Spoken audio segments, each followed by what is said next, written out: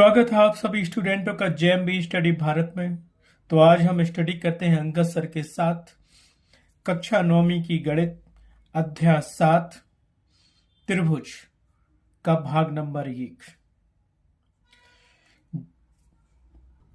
जिसमें हम जानेंगे त्रिभुज के परिचय के बारे में, त्रिभुज क्या है, त्रिभुज की सर्वांग समता आदि के बारे में जानेंगे।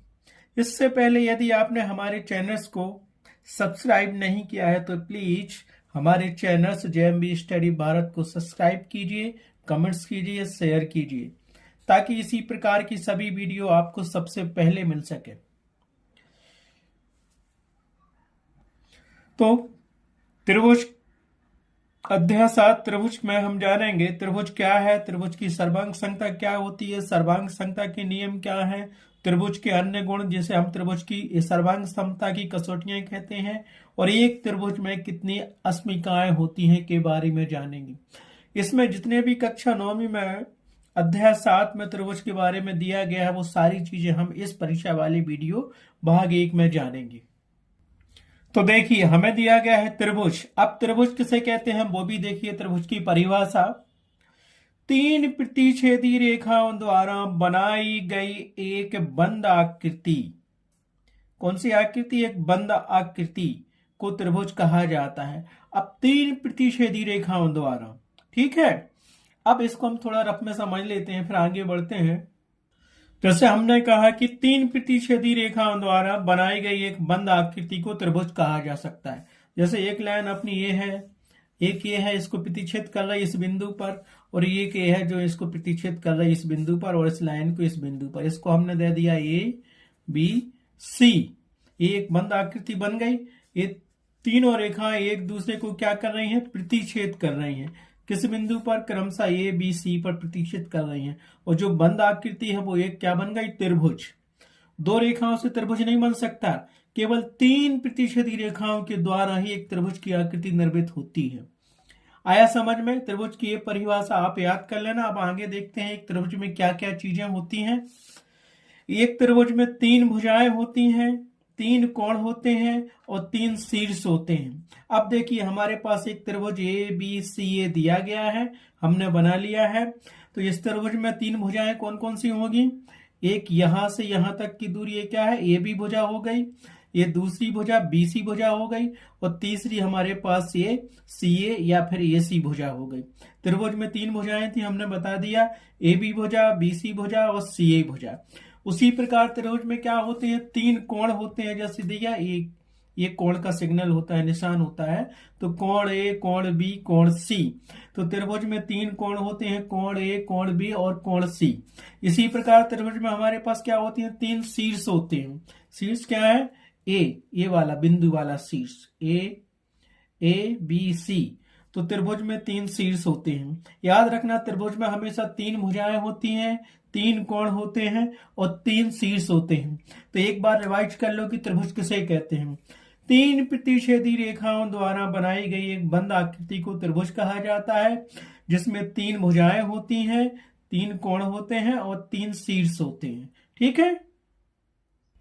अब हम जानेंगे सर्वांग सम आकृतियां क्या होती हैं। इंग्लिश में इसको कांगुरेंट फिगर कहते हैं, या सर्वांग समता को कांगुरेंसी कहते हैं, और सर्वांग सम को कांगुरेंट कहते हैं। सर्वांग समता का अर्थ क्या होता है? जो लिखा है पहले उसको देख लेते हैं, फिर हम आपको समझा रहे हैं। सर्वांग समता शब्द का अर्थ है कि सभी अंगों का बराबर होना, या सभी प्रकार से बराबर होना, या 2 आकृतियों में सभी संगत अंगों का समान होना, अर्थात उनका एक ही आकार एवं आकृति का होना। सर्वांग समता का मतलब होता है उनका आकार, आकृतियां बराबर हो। जैसे माना कि ये 2 सर्कल दिए हैं, ये दोनों, इनका आकार, एक सर्कल नंबर 1 है और सर्कल नंबर 2 है, इनका आकार और आकृति एक जैसी होना चाहिए। अगर सर्कल 1 को सर्कल 2 पर रखें तो वो सर्कल 2 को पूरा ढक ले, या फिर सर्कल 2 को सर्कल 1 पे रखें तो वो सर्कल 1 को पूरा ढक ले। सर्कल 2 मतलब एक वृत्त दूसरे वृत्त के ऊपर रखने पर एक दूसरे को पूरा ढक लेते हैं, तो वो क्या होते हैं? समान आकार के होते हैं और समान आकृति के होते हैं। जैसे मान लो ये दो चूड़ियां हैं, दोनों चूड़ियां एक दूसरे के ऊपर रखती हैं, मान लो एक पहली चूड़ी को दूसरी के ऊपर रखा तो वो उसे पूरा ढक लेती है दूसरी चूड़ी को, या दूसरी चूड़ी को पहली चूड़ी पे रखेंगे तो वो उसको पूरी तरह से ढक लेती है। तो इसे हम कहते हैं सर्वांग सम, मतलब हर प्रकार से समान हो। तो वे आकृतियां जिनका आकार और आकृति समान होती हैं उसको हम सर्वांग सम आकृतियां कहते हैं। अर्थात वे आकृतियां जिनका आकार मतलब शेप और माप मतलब साइज समान हो सर्वांग सम आकृतियां कहलाती हैं। सर्वांग समता का मतलब समझे, हर प्रकार से समान हो। जैसे अगर त्रिभुज की सर्वांग समता है तो वो क्या होगी वो हम आपको आगे बताएंगे। अभी केवल हमने बताया कि सर्वांग सम शब्द क्या होता है, उसका अर्थ क्या है, उसको परिभाषित हम कैसे करेंगे। तो सभी अंगों का बराबर होना या सभी प्रकार से बराबर होना, या दो आकृतियों में सभी संगत अंगों का समान होना, अर्थात उनका एक ही आकार और आकृति का होना सर्वांग सम कहलाता है। वे आकृतियां जिनका आकार अर्थात शेप और माप साइज समान हो सर्वांग सम आकृतियां कहलाती हैं। पूछ सकते हैं वो एक नंबर में कि सर्वांग सम का अर्थ क्या होता है, तो आप लगा देना टिक। ठीक है, जैसे सर्वांग समता के कुछ हम उदाहरण देते हैं। पहला उदाहरण दिया है, दैनिक जीवन में एक ही आकार की दो चूड़ियां। अगर हम दो चूड़ियों को लेंगे और दोनों चूड़ियों को एक दूसरे के ऊपर रखेंगे तो दोनों एक दूसरे को पूरी तरह से ढक लेती हैं। तो सर्वांग समता का एक उदाहरण क्या है, दो चूड़ियां या 1 रुपया या 2 रुपया के दो सिक्के। अगर हम एक एक रुपया के दो सिक्के लें और उनको एक दूसरे के ऊपर रखते हैं और वो एक दूसरे को ढक लेते हैं तो वो क्या है, सर्वांग सम होंगे। या फिर 2 रुपए के सिक्के या 5 रुपए के सिक्के दो ले और वो एक दूसरे को ढक लेते हैं, उनका शेप और साइज बराबर होती है, तो वो किसके उदाहरण होते हैं, सर्वांग समता की। इसी प्रकार एक ही ताले की दो चाबियां आदि के आकार और उनके संगत अंगों की माप तुल्य होती है। ठीक है, चौथा उदाहरण दिया, दो रेखाखंड सर्वांग सम होते हैं आओ यदि और केवल यदि उनकी लंबाइयां बराबर हों। मान लो एक रेखाखंड ए बी दिया गया है, यहां से यहां तक की दूरी 5 सेंटीमीटर है। दूसरा रेखाखंड हमें ये दिया गया है, सी से डी तक इसकी दूरी भी 5 सेंटीमीटर की है। तो ये क्या होंगे, इनकी लंबाइयां बराबर है तो सर्वांग सम होंगे। आया समझ में। अगर क्वेश्चन आता है कि सर्वांग समता की आवश्यकता क्या है, तो सर्वांग सम आकृति की परिभाषा देना और ये 4-5 उदाहरण दे देना, तो हमें पता चल जाएगा कि सर्वांग समता की आवश्यकता इसलिए पड़ती है। जैसे दो चूड़ियां एक ही नाप की बनानी है तो हमें सर्वांग समता की आवश्यकता हो कि माप एक ही बनाना पड़ेगा उसका हमें। अब 5वां उदाहरण हमने दिया है, आपको क्या दिया है, दो कोण सर्वांग सम होते हैं यदि और केवल यदि उनका माप बराबर हो। जैसे एक हमें एक कोण दिया है, दो रेखा एक किरण से होकर एक ये गई बी किरण और एक सी किरण दी है, ये कोण दिया है, ये कोण, और फिर दूसरा ये दिया गया है हमारे पास डी और डी एफ, और यहां दिया गया ए बी और ए सी। तो ये जो कोण है इनकी माप बराबर होगी तो ये क्या होंगे, सर्वांग सम होंगे। मान लो ये कोण हमारे पास 45 डिग्री का है और ये कोण भी 45 डिग्री का है, तो हम इसको क्या कहेंगे, सर्वांग सम होंगे। ऐसा नहीं होगा कि ये 45 का है और ये 60 का बना दिया तो वो सर्वांग सम नहीं होंगे। तो समझ में आया दो कोणों की सर्वांग समता क्या होती है। दो कोण सर्वांग सम तब होते हैं जब उनकी माप बराबर हो।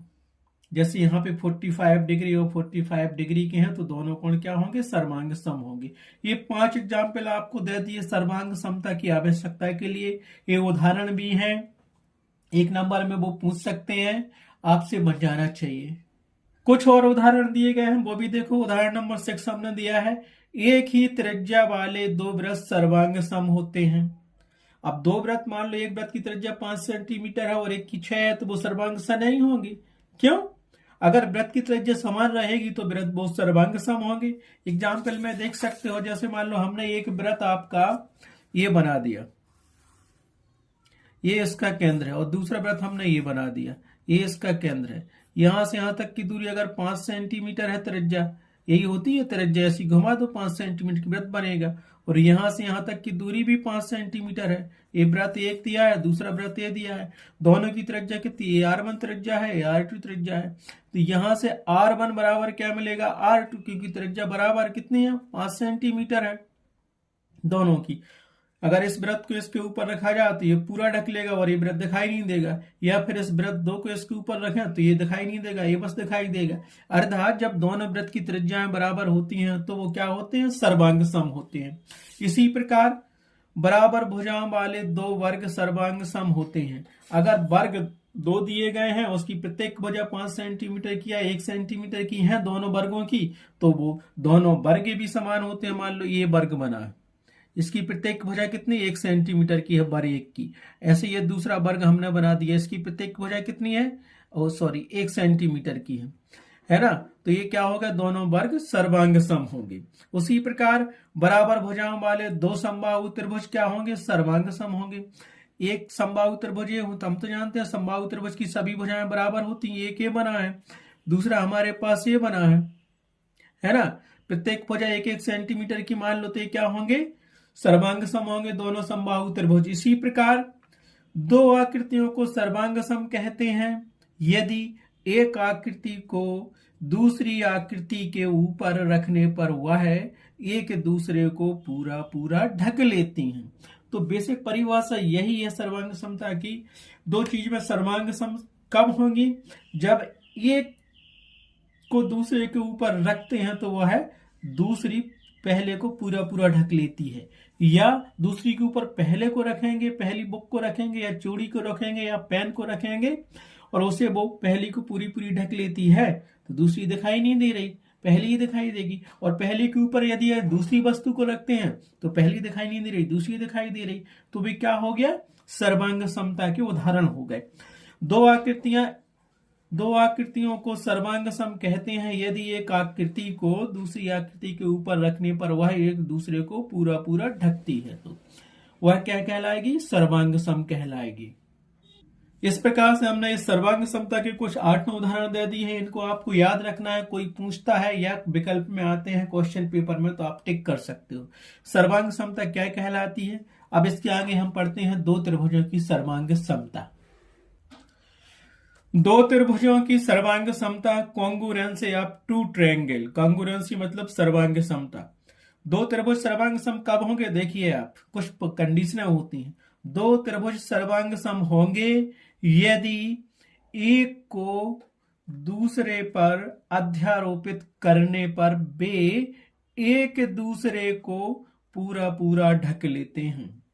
ठीक है, माना कि जैसे एक त्रिभुज दिया गया है ABC और दूसरा त्रिभुज दिया गया है EFG, सर्वांग सम होंगे यदि, कंडीशन दी है, देखो, त्रिभुज ABC के शीर्ष त्रिभुज EFG के शीर्ष पर पड़े।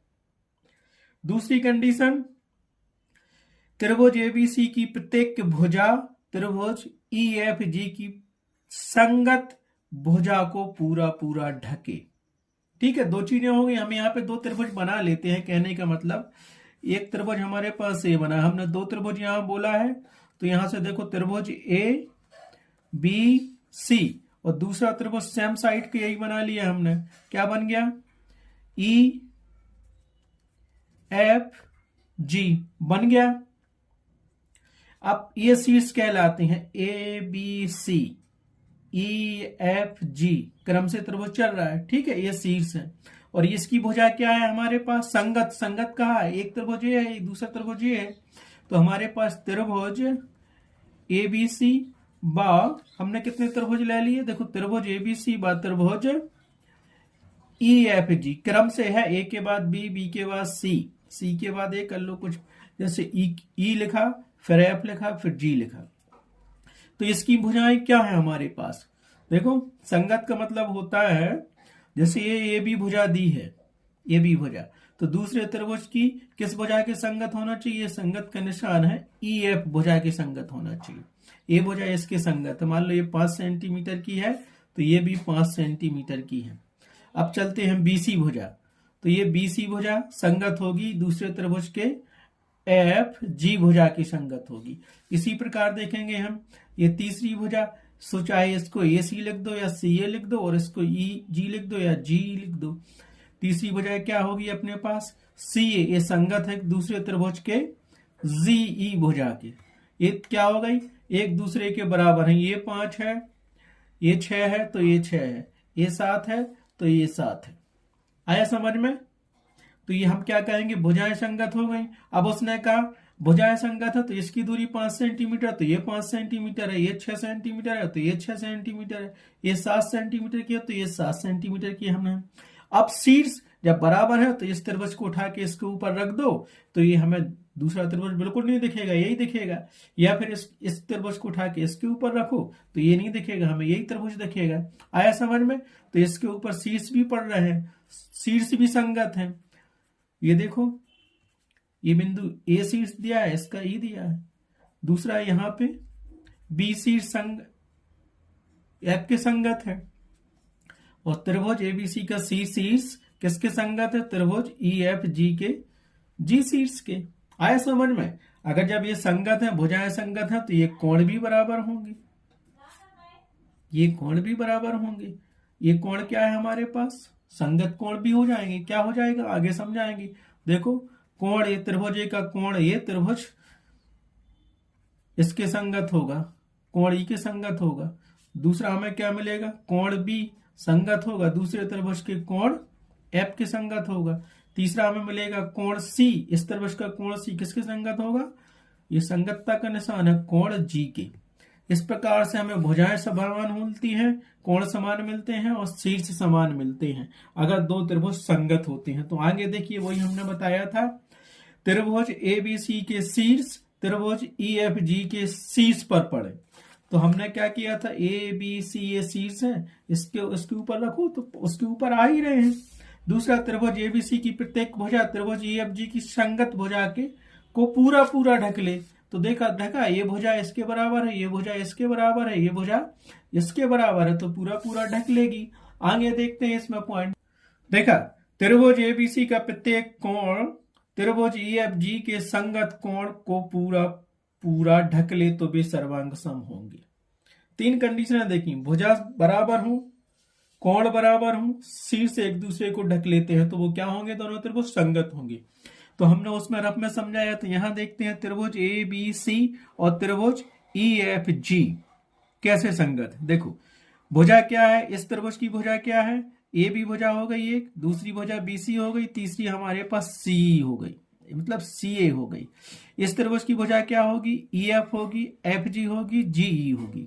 ठीक है, तो भुजा क्या होगी, संगतता का वही होता है, बराबर होती है, या फिर वही वाला निशान लगा दो। ए बी बराबर होगी भुजा ई एफ के, बी सी भुजा बराबर होगी एफ जी के, और सी ए भुजा होगी जी ई के। हो गई भुजा बराबर। अब कोण, कोण ए दिया ए, कोण बी ए है, कोण सी ए है, और कोण ई है, कोण एफ ए है, कोण जी ए है। तो कोण ए बराबर होगा कोण ई के, और कोण बी बराबर होगा कोण एफ के, लिखा है कोण बी कोण एफ के। कोण सी बराबर होगा कोण जी के, लिखा है। ये कोण भी बराबर होते हैं जब दो त्रिभुज सर्वांग सम होते हैं। आगे शीर्ष क्या है, शीर्ष भी बराबर होंगे। ये शीर्ष दिया है, शीर्ष ए सर्वांग समता के लिए क्या है, शीर्ष ई के बराबर होगा, ये लिखा है। संगत शीर्ष दिए ना, बी के संगत शीर्ष क्या है, इस त्रिभुज का एफ शीर्ष है, सी के संगत शीर्ष क्या है, जी शीर्ष है। तब हम लिख सकते हैं कि त्रिभुज ए बी सी सर्वांग सम होगा त्रिभुज ई एफ जी के। मेन पॉइंट यही है, सर्वांग समता का निशान होता है। कैसे दर्शाते सर्वांग समता को, इस बीच वाले पॉइंट से दर्शाते। आया समझ में?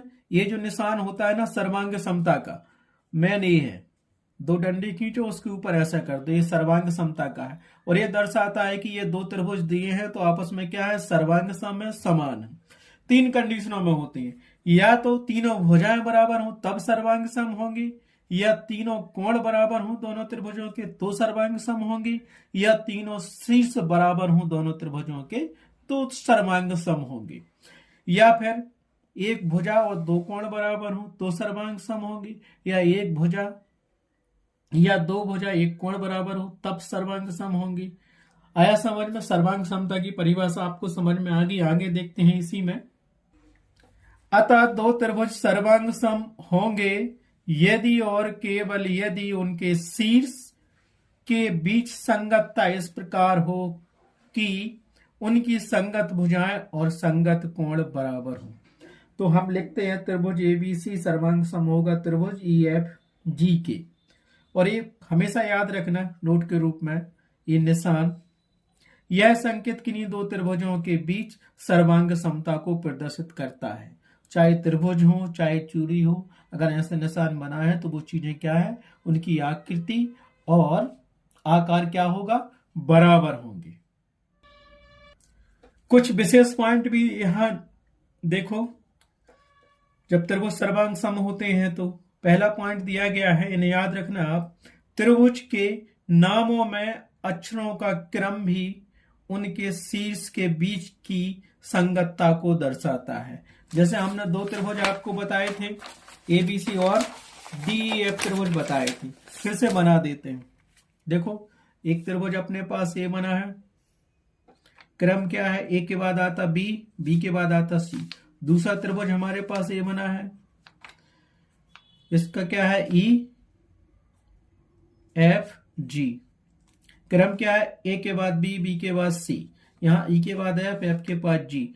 तो ये सर्वांग सम कहलाते हैं शीर्षों के बेस पे। इसी प्रकार इसको हम क्या लिखेंगे, त्रिभुज ए बी सी सर्वांग सम होगा त्रिभुज ई एफ जी के। ठीक है, इसको हम उल्टा भी लिख सकते हैं इसको, कि त्रिभुज ए बी सी सर्वांग सम है त्रिभुज जी एफ ई के। क्रम देखा ना, ए के बाद बी, बी के बाद सी, यहां उल्टा लिखेंगे तो एफ ई जी, उल्टा लिखेंगे तो कितना आएगा, जी एफ ई आएगा, जी एफ ई क्रम होना चाहिए। अगर यहां इसको हम त्रिभुज एबीसी लिखेंगे, वो कहेंगे कि जैसे ये लिखा, ये तो सर्वांग सम हो गए, और इसको लिख दिया हमने त्रिभुज एबीसी, क्या ये सर्वांग सम है त्रिभुज जी एफ ई के? तो नहीं होगा। क्यों? यहां पे ए के बाद बी, बी के बाद सी दिया है, लेकिन यहां क्या दिया, जी, जी के बाद दिया है एफ, फिर दिया ए। तो ए की तुलना अपन जी से कर सकते हैं? नहीं कर सकते। ए की तुलना ई से होगी तो सही होगा। यहां बी दिया है एफ, ये तो बी तो सही दिया है, लेकिन सी दिया है हमारे पास, क्या सी आपके पास दिया है यहां ई, जबकि सी होना चाहिए जी, है ना, और बी होना चाहिए अपना एफ। तो क्या है, ये नहीं होगा। क्रम देखा जाता है, शीर्षों का क्रम भी देखा जाता है, भुजाओं का क्रम भी देखते हैं, कोणों का क्रम भी देखते हैं, तब वो क्या होंगे, सर्वांग सम होंगे। अब क्या कहा, दो त्रिभुजों के नामकरण की विधि से उनके बीच सर्वांग समता होने पर उनके संगत अवयवों की 6 समानताएं जान सकते हैं। 6 समानताएं हम आपको बता चुके हैं। भुजाएं समान होना चाहिए, शीर्ष समान होना चाहिए, कोण समान होना चाहिए, अगर दो त्रिभुज हैं तो।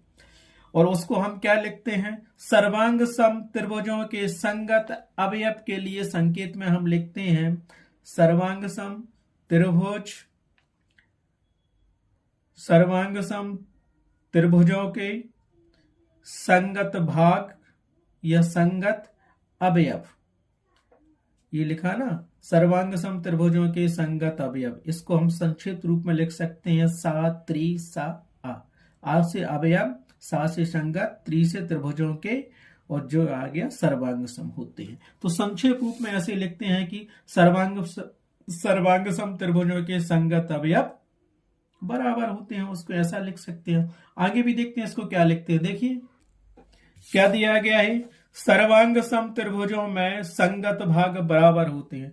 जब दो त्रिभुज सर्वांग सम होते हैं तो हम कह सकते हैं कि उनके संगत भाग बराबर हैं। और सर्वांग सम त्रिभुजों के संगत भागों के लिए हम संक्षेप में लिखते हैं CPCT। वहां लिखा था हमने सा त्रि सा आ, और यहां लिख दिया CPCT। इसको हम क्या कहते हैं, कॉन्ग्रुएंस पार्ट। आगे क्या बोलेंगे, ठीक है, ये याद रखना हमेशा, जब दो त्रिभुजों के संगत भाग बराबर होते हैं तो उसको हम सर्वांग सम कहते हैं। अर्थात सर्वांग सम त्रिभुजों में संगत भाग बराबर होते हैं तो हम सर्वांग सम त्रिभुजों के संगत भागों के लिए संक्षेप में लिख सकते हैं CPCT। टी से, CPCT। टी का ट्रायंगल होता है, सी का कॉन्ग्रुएंसी होता है, पी का पार्ट होता है और सी का क्या होता है, बताइए आप, संगतता को क्या कहते हैं, है ना, समझ गए ना। अब देखिए आगे संगतता को समझने के लिए कुछ और स्पष्ट हम बता रहे हैं संगतता क्या कहलाती है। पहले ये देखो दो त्रिभुज बने हैं ABC, दूसरा बना है PQR। यदि एक त्रिभुज की भुजाएं और कोण, इस त्रिभुज के भुजाएं और कोण दूसरे त्रिभुज की संगत भुजाओं और कोणों के बराबर हों, ये भुजाएं और ये कोण बराबर हों, तो वे त्रिभुज क्या होंगे, सर्वांग सम कहलाते हैं। कैसे, ये त्रिभुज ABC बना है, ये त्रिभुज PQR बना है, ये सर्वांग समता का निशान लगा दिया, सर्वांग सम है। क्यों, त्रिभुज की ABC की भुजा AB 4 सेंटीमीटर है, दूसरे त्रिभुज PQR की भुजा AB PQ 4 सेंटीमीटर है, इसके बाद BC भुजा और QR भुजा 5-5 सेंटीमीटर है, उसके बाद CA भुजा और RP भुजा भी 6 सेंटीमीटर की, ये भुजाओं से बराबर है। और ये कोण मान लिया कि हमारे पास 30 डिग्री का है और ये कोण हमारे पास 35 डिग्री का है, तो इसका कोण भी अगर 30 डिग्री का है और ये कोण भी हमारे पास 35 डिग्री का है, तो ये बराबर बराबर संगत दिख रहे हैं। बी कोण के संगत क्या है, क्यू कोण है, और ये कोण के संगत क्या है, पी कोण है। ये भी 30 का है, ये भी 30 का है, ये 35 का है, तो ये भी 35 का है। तो हम लिखते हैं त्रिभुज ABC सर्वांग सम होगा त्रिभुज PQR के, जब उसकी दो कोण बराबर हो और उसकी भुजाएं, संगत भुजाएं बराबर हो। अब ये कोण तो बराबर होगा ही जो भी है, ये भी मान लो, क्योंकि हम जानते हैं त्रिभुज के तीनों कोणों का योग कितना होता है, 180 अंश, तो इन जोड़ के 65 बन गया। अब 65 में कितना जोड़ा जाए कि 80 हो जाए, तो मान लो ये 115 डिग्री का हो गया, 180 अंश हो गया। ये कोण सी कोण कितना 115 डिग्री है, तो इसके संगत कोण क्या R है, तो ये भी 115 डिग्री का है। आया समझ में। यदि त्रिभुज ABC सर्वांग सम है त्रिभुज PQR के, तब क्या कंडीशन होती है, सर्वांग सम है तो इसको हम कह सकते हैं अदर पार्ट भी उसके समान होंगे। देखो ये सर्वांग समता का निशान, इसको पढ़ते हैं सर्वांग सम है त्रिभुज ABC सर्वांग सम है त्रिभुज PQR की। आया समझ में। आगे देखिए इसी, जब वो त्रिभुज क्या सर्वांग सम है तो उनके संगत शीर्ष भी बराबर होंगे। त्रिभुज संगत शीर्ष क्या है, त्रिभुज ABC का संगत शीर्ष A और P, इसको लिखेंगे A शीर्ष संगत है P के, और B और Q, B शीर्ष संगत है दूसरे त्रिभुज के Q के, C और Q मतलब पहले त्रिभुज का शीर्ष C और दूसरे त्रिभुज का शीर्ष Q क्या होंगे, संगत हैं, बराबर होंगे। इसी प्रकार भुजाएं भी बराबर होंगी। पहले त्रिभुज की भुजा अपनी क्या थी, एक AB थी, दूसरी BC, तीसरी CA, और दूसरे की क्या थी भुजा, PQ, QR और RP या PR। देखो ये भी भुजा संगत होगी। इसी में देख लो, ये मान लो हमारे पास, तो देखो ये हमने यहाँ क्या देखा, दो त्रिभुज देखे ना, ABC और PQR। तो ये भुजा A भी बराबर है PQ की, भुजा BC बराबर है QR की, और भुजा AC बराबर है PR की। इसी प्रकार हमें क्या करना, संगत कोण क्या होगा, कोण A के संगत कोण P बराबर होगा, कोण B के संगत कोण Q बराबर होंगे, और कोण C के संगत कोण R बराबर होंगे। और जब हमें तो पता ही है कि ये संगत त्रिभुज सर्वांग सम त्रिभुज हैं दोनों, तो जब संगत त्रिभुजों में संगत भाग बराबर होते हैं तो हम लिखते हैं CPCT से, है ना। CPCT को कहते हैं CPCT। ये संगत, इस भुजा के संगत ये भुजा संगत, इस भुजा के संगत ये भुजा संगत, और इस भुजा के संगत ये भुजा संगत, इस कोण के संगत ये कोण, इस कोण के संगत ये कोण, इस कोण के संगत ये कोण। CPCT से उसके कोण भी बराबर होते हैं, शीर्ष भी बराबर होते हैं, और भुजाएं भी बराबर होते हैं। तो इसको संगत सिद्ध कर देते हैं। अगर त्रिभुज सर्वांग सम है तो CPCT से सब भाग उसके सब अंग क्या होंगे, बराबर होंगे, किसके, त्रिभुजों के। जैसे देखिए हमें एक एग्जाम्पल दिया है सर्वांग सम त्रिभुज। इसने पहले क्या दिया कि ये क्या है, सर्वांग सम त्रिभुज है। तो देख लेते हैं क्या है एग्जाम्पल। दो त्रिभुज सर्वांग सम होंगे यदि एक त्रिभुज की भुजा और कोण दूसरे त्रिभुज की संगत भुजाओं और कोणों के बराबर हों। देखो एक त्रिभुज बना हुआ है ये, इसकी ये भुजा 3 सेंटीमीटर है, ये 5 सेंटीमीटर है और ये 6.8 सेंटीमीटर है। एक कोण 45 डिग्री का है, ये 35 डिग्री का है, 110 डिग्री का है। इसी प्रकार दूसरा त्रिभुज ये बना हुआ है, इसकी ये भुजा कितनी 3 सेंटीमीटर की, ये 5 सेंटीमीटर की, ये 6.8 सेंटीमीटर की है। ये कोण 45, ये 35 और ये 110 है। ये क्या है त्रिभुज? दोनों सर्वांग सम है। क्यों? इसके संगत कोण संगत सी, तो संगत भुजाएं क्या आपस में बराबर है। देखो ये भुजा 3 सेंटीमीटर की, सो ये 3 सेंटीमीटर की है।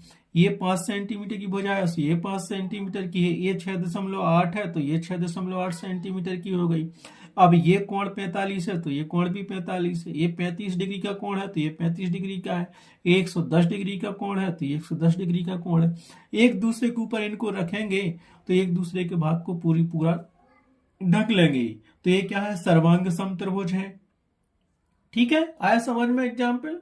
अब हम समझेंगे एक उदाहरण के द्वारा सर्वांग समता क्या है। देखिए यहां पे निम्न में से कौन कौन से त्रिभुज दिए गए त्रिभुज ABC के सर्वांग सम है। ये त्रिभुज दिया है ABC की और बाकी ये दिए हैं, एक दिया, एक ए दिया, एक ए दिया, ए दिया। हमें बताना है कि इस त्रिभुज के सर्वांग सम कौन त्रिभुज है इन 4 त्रिभुजों में से। तो सर्वांग समता की शर्त तो हम जानते हैं। क्या जानते हैं? भुजाएं बराबर हों, उनके अंतर्गत कोण बराबर हों, उनके शीर्ष बराबर हों, एक दूसरे के संगत शीर्ष भी बराबर हो, तो वो क्या होंगे? सर्वांग सम होंगे। तो मान लो कि हमारे पास ये क्या दिया है चित्र में, ये दिया त्रिभुज एक, ठीक।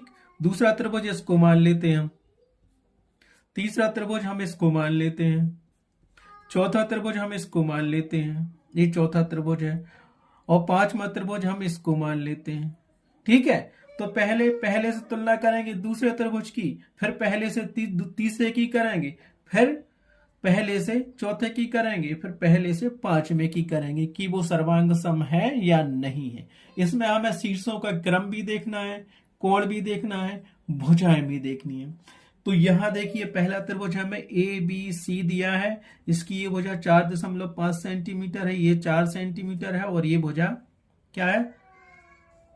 5 सेंटीमीटर की। तो पहला त्रिभुज और दूसरा त्रिभुज हम लेते हैं। अब देखते हैं ये क्या है? ABC क्रम देखो, ए के बाद बी के बाद सी। ठीक है, ऐसा इसमें करेंगे तो यहाँ क्या लिखा है? ZX y। ये तो क्रम नहीं है, x के बाद आता y के बाद आता है z। तो ये क्रम यहां से स्टार्ट हुआ, ऐसा फिर ऐसा। आया समझ में? तो ये हो गया त्रिभुज ABC और ये हो गया त्रिभुज XYZ। ठीक है, तो इसको हम लिख देते हैं त्रिभुज ABC और इसको हम लिखते हैं त्रिभुज XYZ, क्योंकि क्रम भी अक्षरों का देखना है। ठीक है, इन दो त्रिभुजों का कंपेयर करेंगे, क्या ये सर्वांग सम है या नहीं है। तो हम इसको रफ में समझते हैं, पहले यही देख लेते, उसमें क्या प्रॉब्लम। देखो यहाँ पे इस त्रिभुज की भुजा क्या दी है? ए के बाद बी आता, तो ये भी भुजा कितनी दी है? 4.5 सेंटीमीटर। अब इसमें देखते हैं त्रिभुज XYZ में, तो x से स्टार्ट हुआ है, तो XY भुजा कितनी दी है? 4.5 सेंटीमीटर। तो ये भी भुजा बराबर हो गई XY के। अब देखते हैं BC भुजा दी है इसने 5 सेंटीमीटर, दी कि नहीं दी? तो यहाँ पे BC भुजा के अंतर्गत अपनी कौन सी भुजा आएगी? y के बाद आता है z, तो ये भुजा आएगी YZ भुजा। ये कितनी दी है? ये भी 5 सेंटीमीटर दी है। तो BC भुजा बराबर है YZ भुजा के और दोनों बराबर है 5 सेंटीमीटर के। उसी प्रकार C और ये AC या C ये बराबर कितना दिया है? 4 सेंटीमीटर। तो यहां से हमें क्या मिलेगा? Z। ये भुजा इसकी संगत भुजा है, तो ये भी 4 सेंटीमीटर की दी है। क्या दी है? ZX। जैसे C ये दिया है ऐसे ZX दिया है, ये भी हमें क्या दिया है? 4 सेंटीमीटर की दी है। तो हम इसको क्या लिख सकते हैं? रफ में देख लो चाहे वहीं पे देख लो, तो हम यहां ये कह सकते हैं कि ये त्रिभुज ABC सर्वांग सम होगा त्रिभुज XYZ के। मतलब ये पहला ट्रायंगल हमारे पास सर्वांग सम होगा ट्रायंगल सेकंड के। क्यों? कंडीशन वही है अपने पास। यहां देखो, इसकी ये भी भुजा बराबर, इसकी XY भुजा कितनी है? 4.5 सेंटीमीटर। दूसरी भुजा इसकी BC भुजा, उसके हमारे पास YZ भुजा के बराबर होगी, ये दी है 5 सेंटीमीटर की। उसी प्रकार हमारे पास इसकी दी है सी भुजा, उसकी कौन सी भुजा के बराबर है, जेड एक्स भुजा, ये कितनी दी है हमारे पास 4 सेंटीमीटर की। तो देखा इसकी तीनों भुजाएं इस तीनों भुजाओं के बराबर हैं, मतलब ये क्या है, एक सर्वांग समत्रिभुज हो गया। जब तीनों भुजाएं बराबर हैं तो उनके कोण भी आपस में बराबर होंगे और एक दूसरे के शीर्ष भी एक के ऊपर दूसरे त्रिभुज को रखेंगे तो वो दूसरे को पूरा ढक लेगा, या दूसरे त्रिभुज को पहले पे रखेंगे तो पहले त्रिभुज को पूरा ढक लेगा। तो ये क्या है, त्रिभुज 1 और त्रिभुज 2 क्या है, सर्वांग सम है। तो यहां हम लिख सकते हैं क्या, हम पूरा लिख देते हैं यहां पे संक्षेप में। देखो त्रिभुज ABC सर्वांग सम है त्रिभुज एक्स बाई जेड की। पहली कंडीशन तो हो गई। अब दूसरा त्रिभुज लेते हैं, त्रिभुज ए लेते हैं, ये वाला ABC, और फिर ये त्रिभुज लेते हैं त्रिभुज 3PQR। क्या ये सर्वांग सम है, तो यहां इसको भी समझ लेते हैं। तो यहां देखो त्रिभुज ABC तो पता ही है, उसमें भुजा ए कितनी, ये कितनी, ये कितनी, एक क्रम है, ए के बाद बी, बी के बाद सी और फिर जाके ए। ऐसा ही पी के बाद क्यू, क्यू के बाद आर, आर के बाद पी। मिल गया। तो ए भी भुजा कितने से 4.5 सेंटीमीटर है, तो यहाँ पी की भुजा कितनी, इसकी संगत भुजा होगी 4.5 सेंटीमीटर दी है। बीसी भुजा के संगत क्या होगी, यहाँ पे क्यू आर भुजा होगी, ये 5 सेंटीमीटर है तो ये भी 5 सेंटीमीटर है। सी ए भुजा के संगत इसमें क्या होगी भुजा, ये होगी आर पी या पी आर होगी, ये भी 4 सेंटीमीटर, ये भी 4 सेंटीमीटर है। तो यहां से क्या मिला, त्रिभुज ABC सर्वांग सम होगा त्रिभुज PQR की। क्यों, रीजन क्या है, देखो त्रिभुज ABC की भुजा AB बराबर त्रिभुज PQR की भुजा कौन सी है, PQ, कितनी दी है 4.5 सेंटीमीटर दी है। पहली कंडीशन हो गई। दूसरी BC भुजा त्रिभुज PQR की कौन इस भुजा के संगत है, QR भुजा के संगत, ये दोनों कितने हैं 5 सेंटीमीटर की हैं, बराबर हैं। तीसरी चीज क्या है उसमें, इसकी CA भुजा, CA भुजा के बराबर इसकी कितनी है RP भुजा, ये कितनी है 4 सेंटीमीटर है। जब इसकी सभी भुजाएं बराबर हैं, पहले त्रिभुज की सभी भुजाएं तीसरे त्रिभुज की सभी भुजाओं के क्रम में बराबर हैं या संगत भुजाओं के बराबर हैं, तो ये त्रिभुज भी क्या होगा, सर्वांग सम होगा। तो इसको हम लिख सकते हैं कि त्रिभुज ABC सर्वांग सम है त्रिभुज PQR के। क्रम से देखना, P के बाद Q, Q के बाद R, A के बाद B, B के बाद C, क्या होंगे, सर्वांग सम होंगे। अब हम सिद्ध करेंगे कि त्रिभुज ABC क्या त्रिभुज, बताइए STU आपस में सर्वांग सम है कि नहीं। इसको लिख लेते हैं, त्रिभुज कौन सा है STU, जिस प्रकार ये त्रिभुज क्या है PQR। ठीक है, तो इन दोनों की सर्वांग समता सिद्ध करेंगे। अब ये क्या आपस में बराबर है कि नहीं, तो हमें पहले सिद्ध करना है त्रिभुज ABC। तो यहां देख लो हमें क्या मिलेगा, ये भुजा तो हमें पता ही है,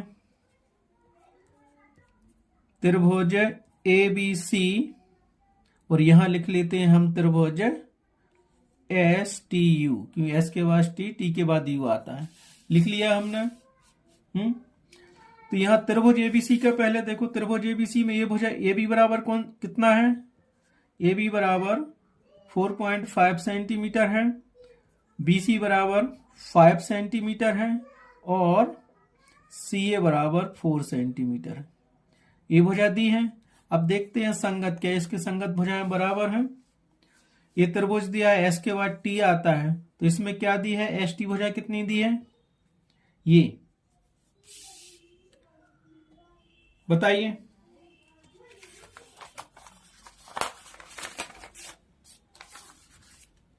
अब इसमें देखना पड़ेगा हमें, ये ST भुजा कितनी है 3 सेंटीमीटर है, S के बाद T, क्योंकि त्रिभुज STU है और यहाँ पे त्रिभुज ABC है, तो इसकी भुजा हमारे पास 4.5 सेंटीमीटर है AB के बराबर, और ST बराबर 3 सेंटीमीटर है। तो इसको हम क्या लिख सकते हैं, ST बराबर 3 सेंटीमीटर है। मतलब दूसरी भुजा कितनी है BC, ये 5 सेंटीमीटर थी इसमें, और इसके बाद ST, T के बाद U, तो TU भुजा कितनी है 2 सेंटीमीटर की है। तो यहां भी लिख लो टी भुजा 2 सेंटीमीटर है। इसके बाद ये भुजा हम लिख चुके हैं, सी ए भुजा 4 सेंटीमीटर की है, और इसके बाद टी के बाद यू एस कितना होगा 4 सेंटीमीटर दिया है, तो यू एस कितना है 4 सेंटीमीटर दिया है। आया समझ में। अब यहां दिख रहा है ए बी बराबर कितना दिया है 4.5 और एस टी बराबर दिया है 3, मतलब ये भुजाएं क्या आपस में बराबर नहीं है। ये दिया 5 सेंटीमीटर दिया और ये दिया 2 सेंटीमीटर, ये भुजाएं भी आपस में बराबर नहीं है। ये दिया 4 सेंटीमीटर, ये दिया इसका 4 सेंटीमीटर, ये तो बराबर है। लेकिन हमें क्या है कि संगत भुजाएं बराबर चाहिए। ये बी के बराबर एस टी भुजा संगत थी तो बराबर होना चाहिए था, या तो 4.5 होती या फिर दोनों 3 सेंटीमीटर होती। तो यहां हम क्या करेंगे, ये त्रिभुज क्या है, पहले तो ये बना लिया सर्वांग समता का और लिख दिया त्रिभुज एस टी यू और ऐसा खींच दिया। तो क्या लिखेंगे, सर्वांग सम नहीं है। क्यों, भुजाओं के अंतर्गत सर्वांग सम नहीं है। जब भुजाएं आपस में बराबर नहीं है तो क्या हो गया, उनके कोण भी आपस में डेफिनेट है बराबर नहीं हो गया था। ये त्रिभुज एबीसी और त्रिभुज एस टी यू बराबर सर्वांग सम नहीं होंगे। इसी प्रकार हम ये सिद्ध करेंगे कि त्रिभुज एबीसी और त्रिभुज डीई एफ क्या सर्वांग सम है या नहीं है। तो ये त्रिभुज बनेगा डी के बाद आता ई के बाद आता एफ, तो डीई एफ ये वजह से सेंटीमीटर दी है ना, और ये वजह हमें कितनी दी है 7 सेंटीमीटर, और ये हमें कितनी दी है 5 सेंटीमीटर भुजा दी है। तो ये बी के संगत भुजा क्या होगी, डी भुजा होगी, और बीसी के संगत भुजा क्या होगी, डी के बाद आता है ई एफ ये भुजा, और सी ए के संगत भुजा क्या आएगी, सी ए के संगत भुजा ये आएगी। तो डेफिनेटली 4.5 दी है और ये 6 दी है, बराबर नहीं है, ये भी भुजा बराबर नहीं है डी के। दूसरा बीसी भुजा ये 5 सेंटीमीटर दी है और यहाँ पे ई एफ भुजा जो उसके संगत है 7 सेंटीमीटर दी है, ये भी बराबर नहीं है। उसके बाद सी ए भुजा हमें क्या दी है 4 सेंटीमीटर दी है, और एफ डी भुजा हमें 5 सेंटीमीटर दी है, ये भी बराबर नहीं है। अतः हम इसमें क्या कर सकते हैं कि त्रिभुज ए बी सी सर्वांग सम नहीं है, त्रिभुज डी ई एफ की। आया समझ में कि सर्वांग सम त्रिभुज क्या होते हैं और असर्वांग सम त्रिभुज क्या होते हैं। आज के वीडियो में बस आज इतना ही। नेक्स्ट वीडियो में हम देखेंगे त्रिभुज की सर्वांग समता की कसौटियां। Thanks for watching my video. Next part देखेंगे हम, सेकेंड पार्ट इनका परिचय का, त्रिभुज के परिचय का सेकेंड पार्ट में हम देखेंगे त्रिभुज की कसौटियां के बारे में। Thanks for watching my video.